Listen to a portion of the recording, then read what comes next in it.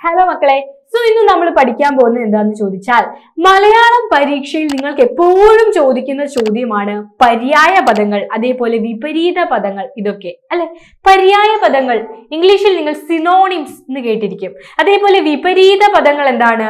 Antonyms. ഈ രണ്ടും തമ്മിലുള്ള വ്യത്യാസം എന്താ മക്കളെ?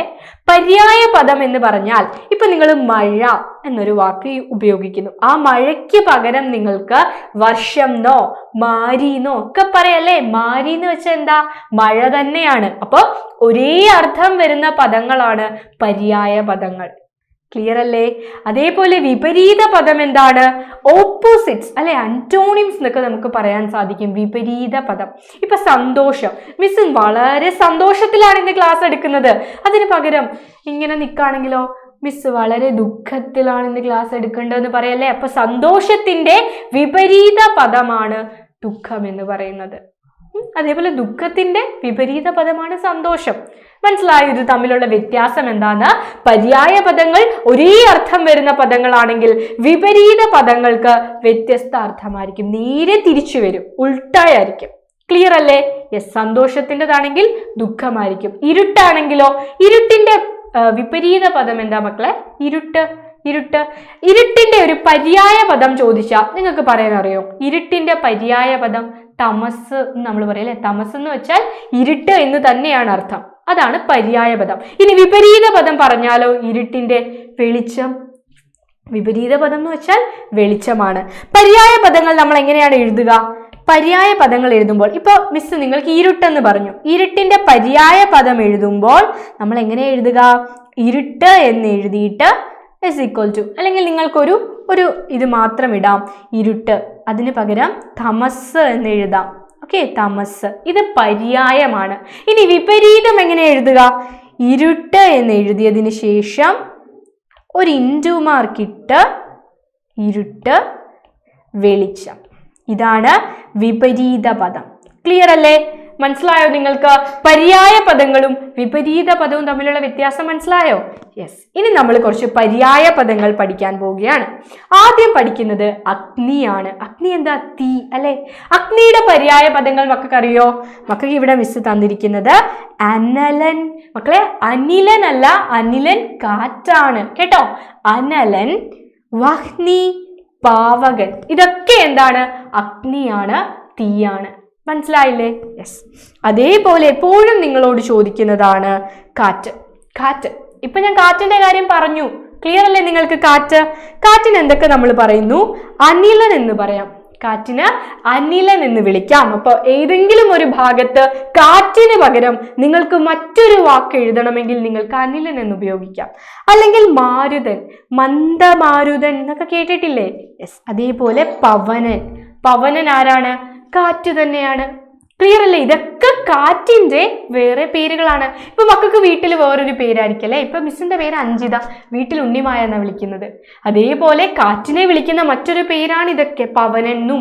ഓക്കെ, പവനപുത്രൻ. ഹനുമാനെ നമ്മൾ എന്താ വിളിക്കുക? പവനപുത്രൻ എന്നൊക്കെ വിളിക്കല്ലേ, വായുവിന്റെ പുത്രൻ. Okay, yes. അടുത്തത് അമ്മ. അമ്മ. അമ്മയ്ക്ക് എന്തൊക്കെയാ പറയുക? മാതാവ്, ജനനി, ജനയിത്രി. മക്കളെ, നമുക്ക് മലയാളത്തിൽ വള്ളിക്കും പുള്ളിക്കും കുത്തിനും കോമയ്ക്കും ഒക്കെ പ്രാധാന്യമുണ്ട് കേട്ടോ. സോ ജനയത്രി, യായ്ക്ക് വള്ളിയുണ്ട്. ജനയത്രി, ജനയിത്രി. Okay, yes. ജനനി, ജനനി, ജന്മഭൂമി എന്നൊക്കെ നമ്മൾ പറയാറുണ്ട്, ഭൂമിയെ അല്ലെ, നമ്മുടെ രാജ്യത്തെ. മാതാവ്, മാതാവ് എന്ന് പറഞ്ഞാലും അമ്മ തന്നെയാണ്. ഓക്കെ അല്ലേ? യെസ്. അടുത്തത് സ്വർണം. സ്വർണത്തിന് നമ്മൾ എന്തൊക്കെയാ പറയുക? സ്വർണം, കനകം, കാഞ്ചനം, ഹേമം. ഇതൊക്കെ സ്വർണത്തിന്റെ പര്യായ പദങ്ങളാണ്. ഓക്കെ, അതായത് എപ്പോഴും മക്കളോട് ചോദിക്കുന്ന കുറെ പര്യായ പദങ്ങളാണ് മിസ് എടുത്തിരിക്കുന്നത്. ഓക്കെ, അടുത്തത് മഴ. മഴ ഞാൻ ഓൾറെഡി പറഞ്ഞു അല്ലെ. മഴയ്ക്ക് നമ്മൾ എന്തൊക്കെ പറയും? മാരി എന്ന് പറയാറുണ്ട്, വർഷം എന്ന് പറയാറുണ്ട്. അപ്പൊ വർഷത്തിന് ഇതാ രണ്ട് അർത്ഥം വന്നിരിക്കുന്നു. ഇത് ഏത് വർഷമാണെന്ന് ചോദിച്ചാൽ മക്കള് 2023 എന്ന് പറയും അല്ലെ. അതേപോലെ തന്നെ വർഷത്തിന് മറ്റൊരു പേര് കൂടിയുണ്ട്. എന്താണ്? മഴ. മഴയ്ക്കും നമ്മൾ വർഷം എന്ന് പറയും. വർഷകാലം എന്നൊക്കെ നിങ്ങൾ കേട്ടിട്ടില്ലേ? വർഷകാലം, അതെന്താ? മഴക്കാലം. സോ മഴയുടെ മറ്റൊരു പേരാണ് വർഷം. അതേപോലെ വൃഷ്ടി. വൃഷ്ടി പ്രദേശം എന്നൊക്കെ കേട്ടിട്ടുണ്ടോ? വൃഷ്ടി എന്ത് തന്നെയാണ്? മഴ തന്നെയാണ്. Okay, yes. ആൻഡ് അടുത്തതാണ് നിലാവ്. നിലാവ് എന്താ? നിലാവുള്ള രാത്രി എന്നൊക്കെ നിങ്ങൾ കേട്ടിട്ടില്ലേ?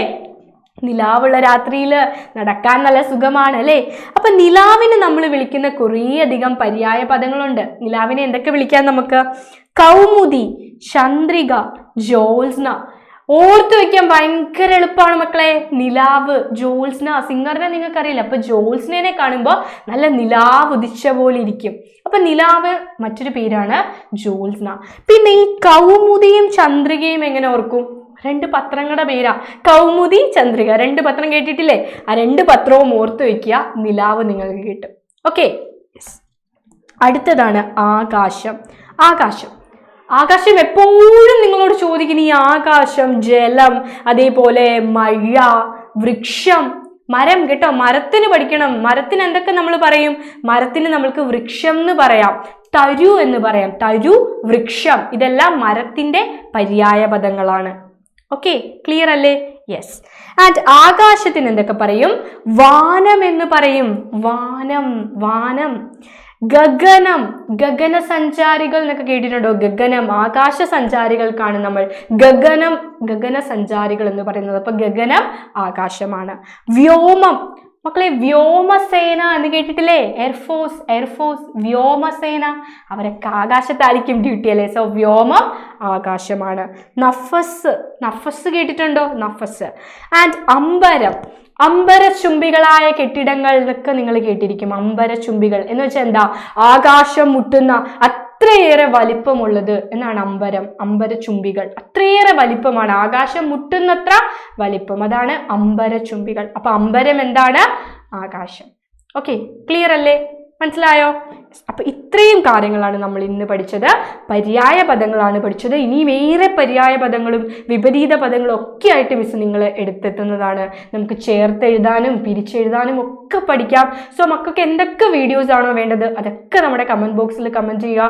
ആ വീഡിയോസ് ഒക്കെ മക്കളെ പഠിപ്പിക്കാൻ മിസ് ഓടി എത്തുന്നതായിരിക്കും. അപ്പൊ നിങ്ങൾക്ക് ക്ലാസ് ഇഷ്ടപ്പെട്ടെങ്കിൽ നിങ്ങളുടെ കമന്റ്സ് ഒക്കെ എഴുതുക. ഇനി മിസ് തന്നിരിക്കുന്നതിൽ കൂടുതൽ ഏതെങ്കിലും പര്യായ പദങ്ങൾ മക്കൾക്ക് അറിയാമെങ്കിൽ അതും കമന്റ് ബോക്സിൽ കമന്റ് ചെയ്യാം. സോ നമുക്ക് അടുത്ത ക്ലാസ്സിൽ കാണാം. Bye dears.